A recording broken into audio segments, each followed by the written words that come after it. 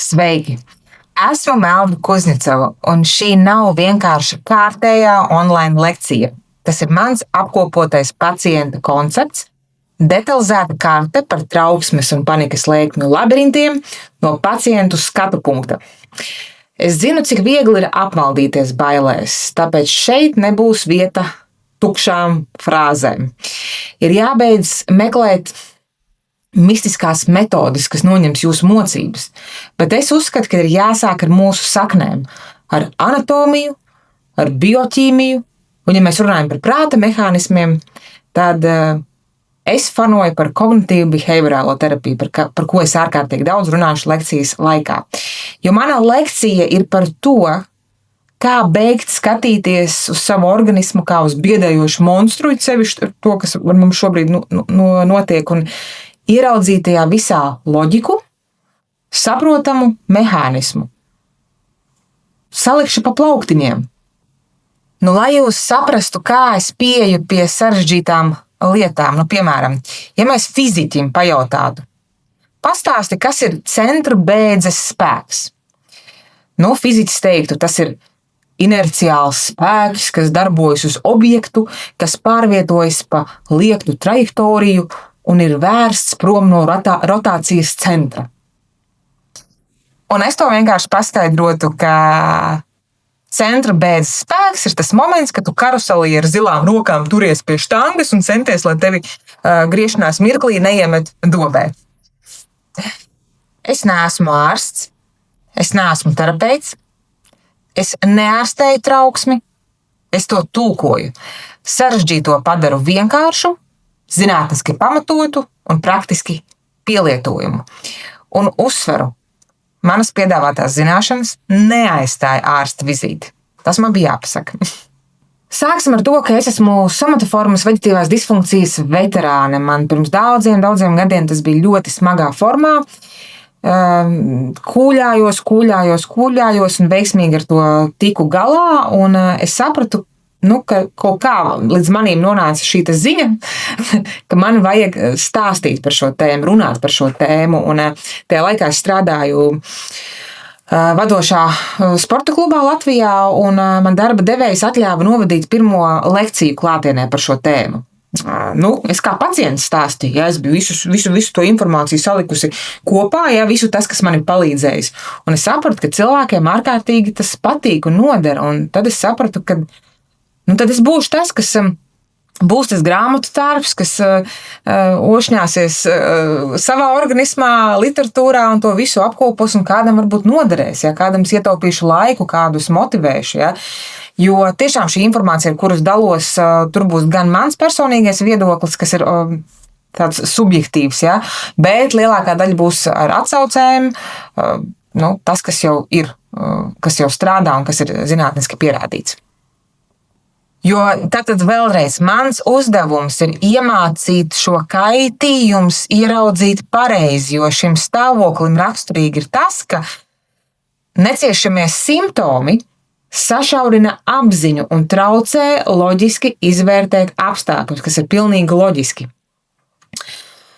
Un tādam ievadam esmu izveidojusi diagrammu saistībā ar somatoformu veģetīvo disfunkciju. Esmu sadalījusi to vairākos picas gabaliņos ar tām būtiskajām nišām, ar kurām mums būs baigi jāstrādā, lai sev palīdzētu. Protams, ka te nav visi picas gabali, bet es tā ļoti saskaldīju. Tātad iedomāsimies diagrammu. Tātad, ar ko es pirmo sākšu, jūs redzat to diagrammu, es teiktu tā. 20% laiks. Ko es ar to laiku biju domājusi? Dažādi. Pirmkārt, ir jāsaprot to, ka, lai cik mēs čakli būtu vai cik mēs slinki nebūtu, ir vajadzīgs tas laiks, lai atjaunotos nervu sistēma. Ir jārēķinās, ka jūs varat būt ļoti čakli, ļoti darbīgi, kam tā arī jābūt, jo tas viss pātrina procesu, bet tāpat ir vajadzīgs laiks. Es tagad jums konkrēti nenosaukšu cik, bet tiem nav jābūt, protams, gadiem, lai izkāptu ārā no akūtās trauksmes, bet laikam noteikti ir jābūt kā minimums gads, 2, lai tā pakāpeniski jau varētu teikt, ka mēs jūtamies labāk. Un, protams, no otras puses, laiks arī var būt mūsu ienaidnieks saistībā ar slinkumu, ka mēs visu norakstam uz laiku, neko īsti nedaram un tikai gaidām. Ja? Tāpēc laiks 20% no šī apļa sastāv. Tas ir liels procents. Ja? Tā kā lūdzu cieniet laiku. Tad 20%, ar ko mums būs jāņemās, ir tie ikdienas ieradumi. Ja? Mazās izvēles. Piemēram, tur rīta kafija, tukšā dūšā, citi stimulanti, ja, tur nikotīns, alkohols, telefona skatīšanās pirms miega, fizisko aktivitāšu trūkums, ja, vai tas, piemēram, mūsu kaut kāds raksturs, kad mēs pieņemam lēmumus kaut kā atgādni un nevaram pieņemt lēmumus ar kaut ko mainīt, vai ir tā reālā ikdiena, kur mums ir steiga, darbs, bērni un tā tālāk. Arī liels skaitlis, ar ko mums būs jātiek galā, ja. Tad 30% kopējais veselības stāvoklis. Tad šis arī ir liels procents, un tur mēs strādāsim tieši par to anatomiju un bioķīmiju. Ja, kad, ja jūs šo sadaļu nesapratīsiet līdz mielēm, tad jūs vienmēr baidīsieties gan no saviem simptomiem, gan nesapratīsiet. Šī sadaļa mums būs ļoti jāizprot, jo te mēs runājam gan par nervu sistēmas jutīgumu, ja, kā nervu sistēma strādā, kā hormoni strādā, kā ķermenis fiziski reaģē uz stresu. Tad vispār mūsu arī kopējais veselības stāvoklis, kā ietekmē nervu sistēmu un kā rodas simptomi. Tad ļoti, ļoti, ļoti interesanta sadaļa, bet ļoti atbildīga sadaļa.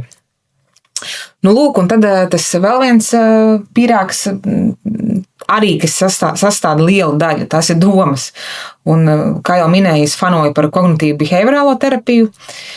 Tā kā šeit jūs par to vairāk dzirdēsiet, un tas, kā mūsu prāts interpretē pasauli, jo bieži vien mēs netiekam galā ar trauksmes traucējumiem, jo mums ir radušies aplami uzskati un aplama pārliecība. Un te arī nebūs viegli, jo ļoti kritiski uz sevi jāpaskatās gan uz savu raksturu, gan uz domāšanas veidu, arī katastrofālā domāšana vai izvairīšanās metodas no daudzām situācijām. Tā kā te arī būs ar ko strādāt. Un man trauksme, pirmā panikas lēkme bija 2014. gadā. Šeit jūs redzat attēlu. Redzat mani? Un manas trauksmainās acis. Var redzēt, ka esmu nomocīta. Un tādas man ir vairākas bildes. Tāds bija šis periods, kas man atgādina par šīm izjūtām. Jā, tas nebija viegli. Un acis ir dvēseles spogulis, kā teica antīkajā filozofijā. Bet šis posms ir garām, un par to būs arī šis stāsts. Un lai kas arī tu būtu, pedagogs, sportists, uzņēmējs, aktieris, skolnieks, autonomā nervu sistēmas pārslodze neizvēlās pēc profesijas, vai pēc personības lieluma. Šī lekcija nebūs par kādu noteiktu cilvēka tipu. Tā būs par cilvēku organismu, dzīvu, jūtīgu, jutīgu, nogurdināmu. Ja mēs esam veidoti nevis no ķieģeļiem un dzelzs, bet no normālām, dzīvām šūnām un nerviem. Bet kas ir paradoks, ka parasti jau neviens tā baigi par savu neirozi nesūdzās, jo neirozes, gribētu teikt, varbūt pat katram otrajam, ja ne katram ir kaut kādā izpausmē. Cilvēki parasti sūdzas, ja tas sagādā ciešanas, jo, ja rodas simptomi, un tad, kad rodas simptomi, kad ir sāpīgi, tad tikai tad mēs sākam pievērst uzmanību par to, kas notiek. Un tas ir diezgan muļķīgi, bet tas ir. Noteikti piekritīsiet, ka informatīvajā telpā, ja meklē, tad šķiet, ka ir diezgan daudz informācijas par somatoformu veģetīvo disfunkciju. Vēl vairāk, ja mēs angļu valodā meklējam, vai vēl kādā citā valodā, bet bieži vien ir tā, ka mēs izlasam, kaut ko uzzinām, bet nav tāda pēcgarša, ka, tagad es tiešām sapratu, Un Bet, ja mēs tā globāli skatāmies, tad izpratnes trūkums rodas visbiežāk tādēļ, ka informācija ir izskaisīta kā augstās zupas sastāvdaļas, ja? Jo ir neskaitām daudz speciālistu viedokļu, izšķīdušas daudzas privātās un savstarpēji konfliktējošās teorijas. Ja? Katrs speciālists visbiežāk runā par savu jomu, ja? Velk to deķi uz savu pusi, bet reti kurš speciālists pastāsta, ka vispār ir vairāki faktori, tad šajā picā ir vairākas šķēles, kuras ir, jādara vienlaikus vai jāņem vērā vienlaikus, nevis tikai viens picas gabals, ja? Un tur rodas tā problēma. Un šī online lekcija būs kā ekskursija manā prātā ar atsaucēm un ar manu praktisko pieredzi. Un kas vēl būs interesanti, šajā lekcijā būs ar mākslīgo intelektu izveidots tēls Pēteris, viņa seja, un būs apakšā viņas stāsts, jā, lai jūs saprastu tās daudzveidīgās izpausmes. Ne tikai manas, bet arī Pētera, kas piedos tādu odziņu. Un nevaru nepieminēt faktu, ka šodien mēs nerunājam par izdomātu slimību vai izdomātu kaiti, jo šim te ķermeņa stāvoklim ir savs kods, jeb Pasaules veselības organizācija ir noteikusi starptautiskajā slimību klasifikācijā, ka ir somatoforma autonomā disfunkcija. Jā, tātad F45.3. Šī kaita nav izdomāta. Tā. Īsi par definīcijām vēl pieminēšu. Pirms ejam dziļāk tālāk, jūs no manis nedzirdēsiet īsti veģetīvā distonija, kā mēs esam pieraduši tautā saukt.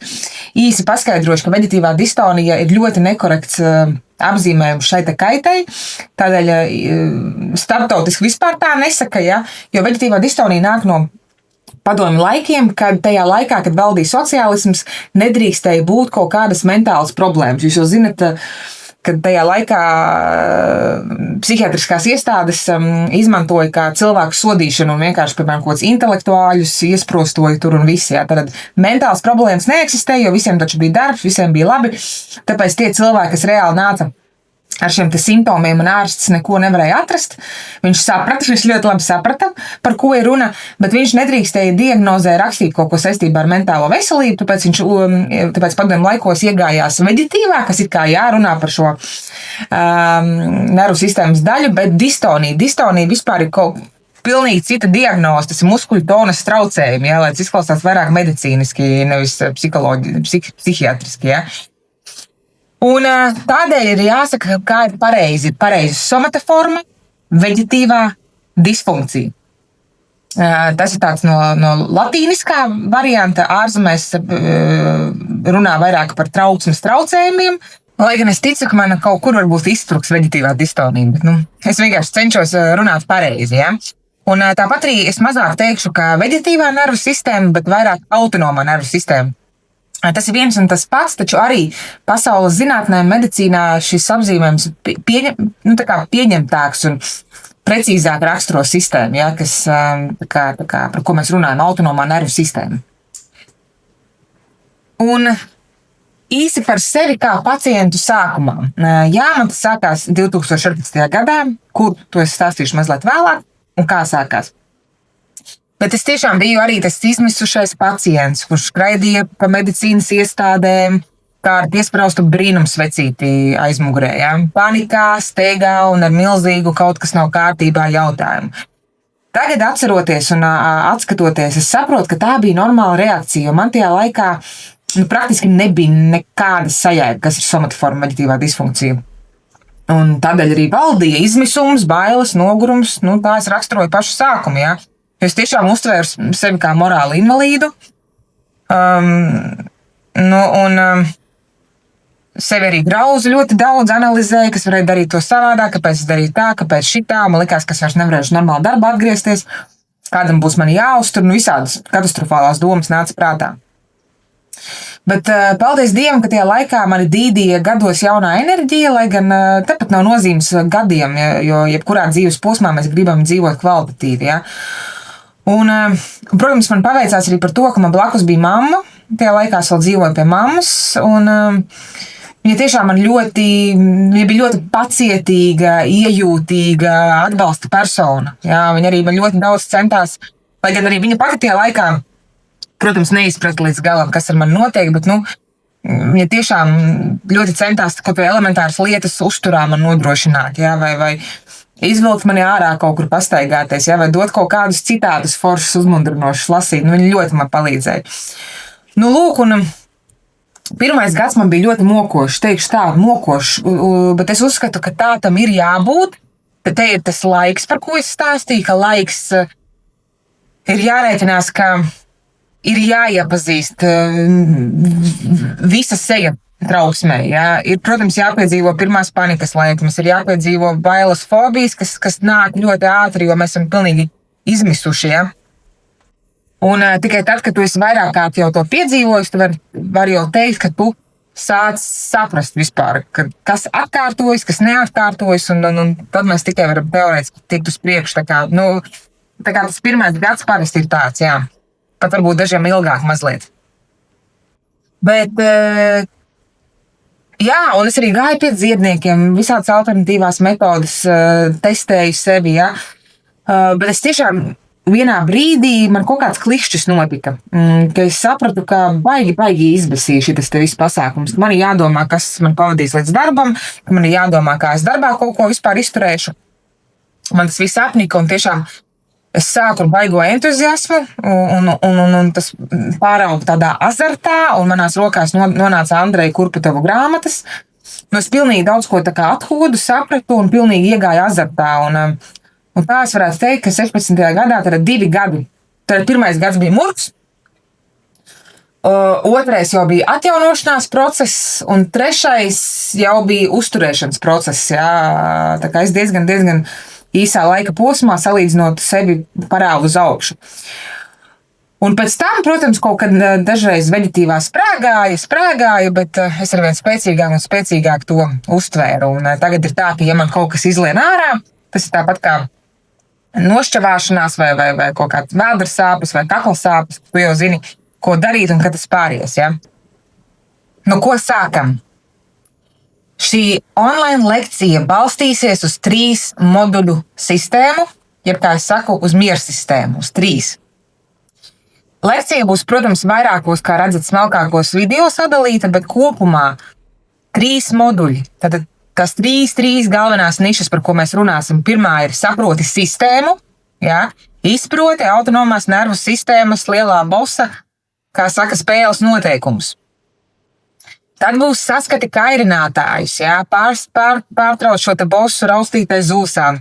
Tad trešais, tāda teikšu, īstenībā sarežģītākā tēma - prāta mezgli, jā, bailes no simptomiem, katastrofālā domāšana, bailes un fobijas, jā.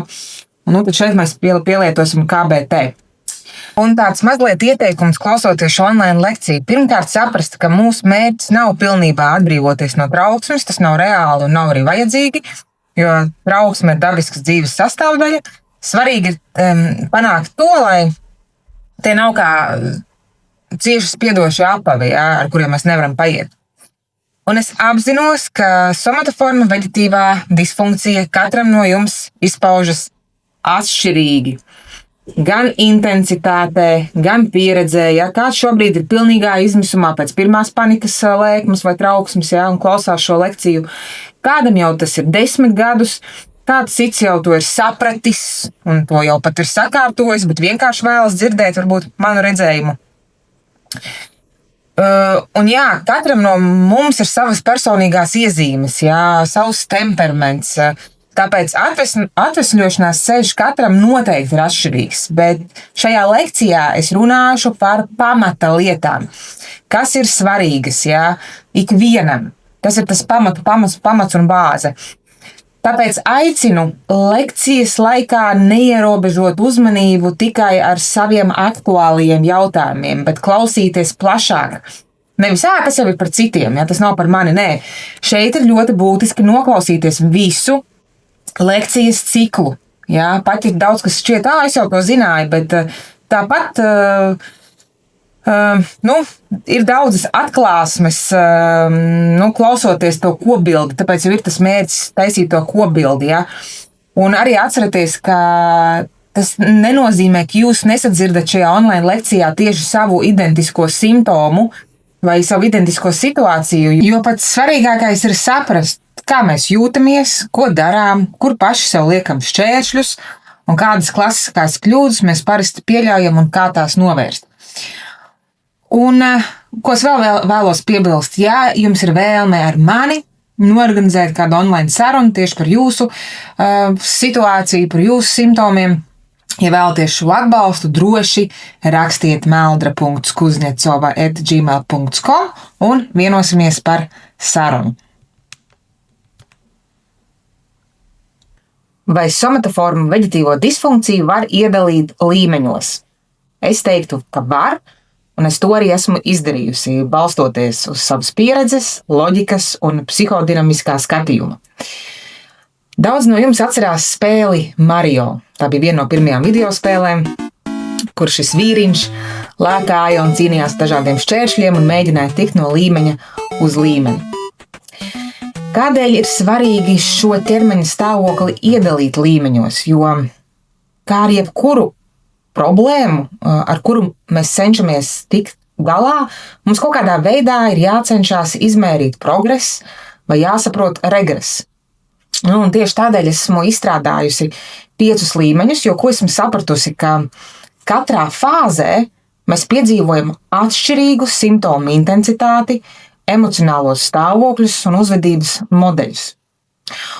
Un es vēlos, lai jūs noklausāties visus šos 5 līmeņus, un diezgan atklāti mēģināt saprast, kurā varētu būt šobrīd jūs.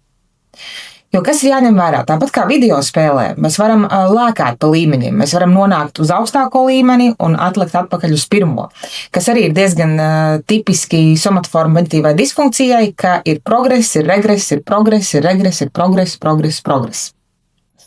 Tātad, pirmais līmenis, kā esmu to iedalījusi, ir akūtā krīzes fāze, tad pirmais līmenis, pats sākums.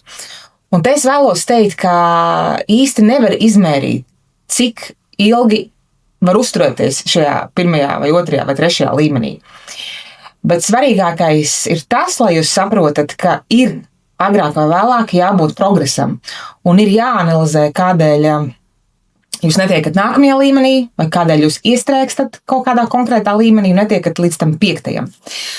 Tātad, akūtā krīzes fāze. Man ir svarīgi izskaidrot, kas ir raksturīgs pašā sākumā. Tātad, kāds visbiežāk mums ir šis iekšējais dialogs? Ar mani notiek kaut kas briesmīgs. Es varu nomirt, vai man ir smaga slimība, vai galu galā es sajukšu prātā. Un raksturīgie šķēršļi šajā līmenī tiešām ir ļoti intensīvi fiziski simptomi, ja? Dominē izmisums, nevis racionāla domāšana. Pārliecība par smagu slimību, infarkts, insults, psihoze. Un kas te ir par āķi, ka ir ļoti grūti uztvert mierinošu vai loģisku informāciju, jo es pat gribētu teikt, ka pašā sākumā, kad mēs ar to saskaramies, mums kaut kādā mērā ir selektīva dzirde. Tas nozīmē, ka daudz kas labs gar mūsu ausīm aiziet, un tikai pēc tam, pēc kāda laika atskatoties uz to, kas mums tika teikts pašā sākumā, mēs saprotam, bet es to nedzirdēju, ja? Jo mūsu prāts ir tādā izdzīvošanas režīmā, un mēs gribam saklausīt vai nu pašu šausminošāko, ja? Kas ar mums var notikt, vai tieši pretēji tādu, ka tev paskatās acīs un pasaka, ka tev viss būs kārtībā, bet arī būsim atklāti. Sākumā gribās ķert to dramatiskāko informāciju, nevis loģiskāko. Un kā var iziet šo līmeni? Tagad arī klausieties uzmanīgi, ja, ka šajā sākumā neder vienkārši, protams, padomi nomierinies vai dziļa pašanalīze. Ja? Pašā sākumā vienkārši vajag drošību, vienkāršus skaidrojumus, censties tos saklausīt un saprast, empātiju, protams, ka mediķu atbalstu, izcili būtu atrast to vienu speciālistu, kas ir kā tāds projektu vadītājs, Un tev pirmajā līmenī nav mērķis uzvarēt spēli uzreiz, ja? Bet vienkārši iziet šo līmeni, izprast tehniskos procesus tavā organismā bez haosa un pārspīlējuma. Mario dodās uz otro līmeni. Ir laiks pagājis, it kā kustība notiek, darbības mēs veicam, bet šo otro līmeni varētu nosaukt par dezorientāciju. Trauksme vairs nav tik asa šajā brīdī, bet tu esi hroniski noguris no savām sajūtām, noguris no simptomiem. Tev šķiet, ka tu esi izmēģinājis visu, un nekas nepalīdz uzsvaru. Ja? Ka daudziem šķiet, ka mēs esam izmēģinājuši visu. Un tad ir tāda padošanās sajūta. Un kas ir raksturīgi šajā otrajā līmenī, kas tie šķēršļi ir? Ārstu, metožu, fórumu, alternatīvo risinājumu maratons, labirints. Ņagu, mēs skraidam, meklējam palīdzību. Diagnožu kolekcija. Neusticēšanās nevienam, beigās izņemot sevi. Ja? Un kāds šeit ir tas mērķis? Pārtraukt haotisko glābēju meklēšanu, jo mēs ārkārtīgi gribam atrast to vienu metodi vai vienu to personu, kas mūs ātri izglābs no šī visa. Ja? Un kas ir svarīgi, ka neforsēt, nelikt uz tiem nākamajiem līmeņiem, bet veidot uzticību ne vairāk kā diviem speciālistiem. Ja? Parasti visbiežāk tas ir, protams, mediķis un psihoterapeits, ārsts psihoterapeits. Vismaz tas var radīt to pamatu. Ja? Pēc tam jau jūs varat apaudzēt sevi ar visādām palīdzībām un metodēm. Tas viss ir atļauts, bet sākumā netaisam haosu. Ja?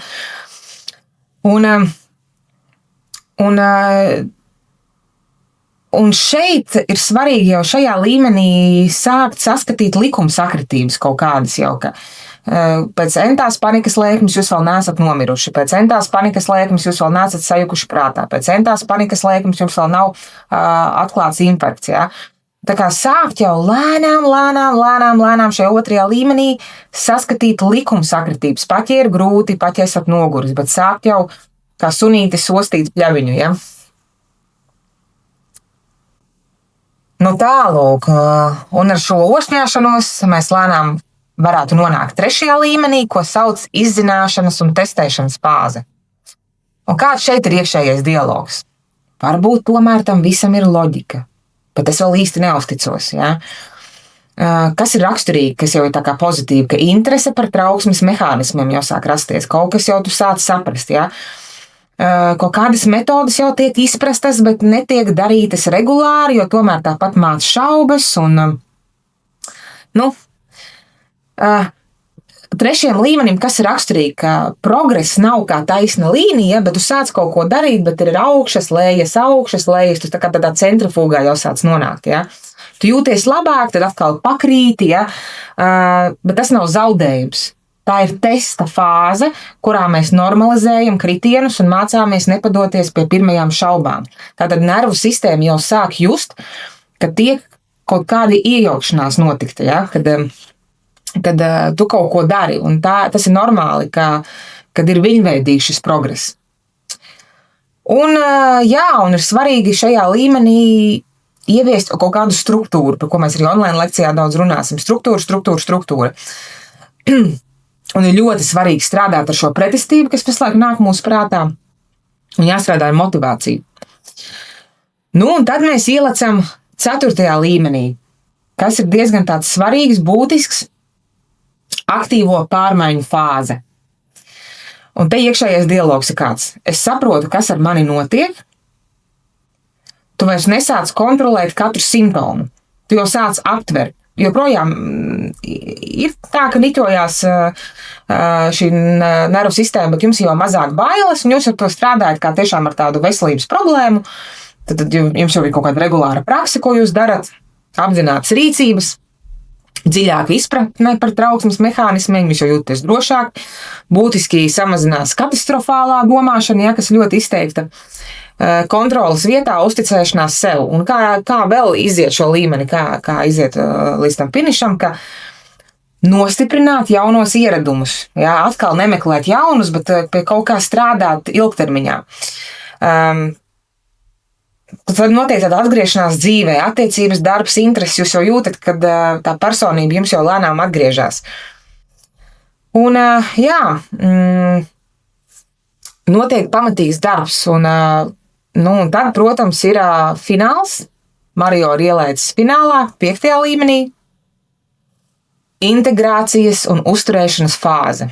Tad integrācija. Tas ir tā kā es varētu teikt, ka ilgi man arī bija šis līmenis, ka tu jau, kad trauksme var parādīties, bet tā vairs nevada tavu dzīvi. Jā? Tu pazīsti savus kairinātājus, tu zini, ko darīt. Tev tās panikas lēkmes jau ir vien retāk vai īsākas. Tu atgūsti savu identitāti.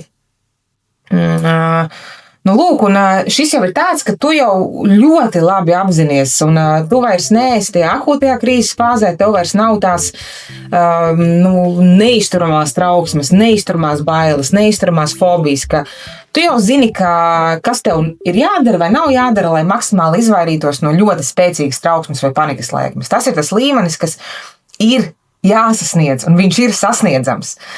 Un, ja nesanāk sasniegt, tad ir jāatgriežas visos iepriekšējos līmeņos un jāsaprot, kurš punkts jums buksē un pie kā jums ir jāstrādā. Bet ir jābūt progresam.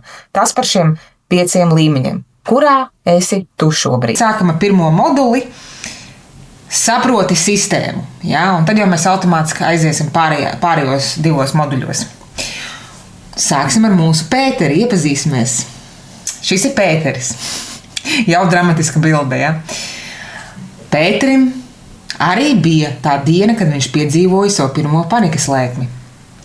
Kādu dienu, nervozi sēžot satiksmes sastrēgumā, Pēteri pēkšņi pārņem neaprakstāmas šausmas un spēcīga trauksme. Viņam šķiet, ka tūlīt zaudēs samaņu, mirs, sajuks prātā vai izdarīs ko nekontrolējumu. Sajūtas ir tik pēkšņas, spēcīgas un spilgtas, ka cilvēks aizmirst par jebkādām sabiedrības normām, sāk panikā drebēt, lūgt palīdzību, zvanīt ātrajai palīdzībai, vecākiem, tuviniekiem vai draugiem. Lai kā beigtos šī epizode, Pēteris nonāk mājās dzīvs un vesels.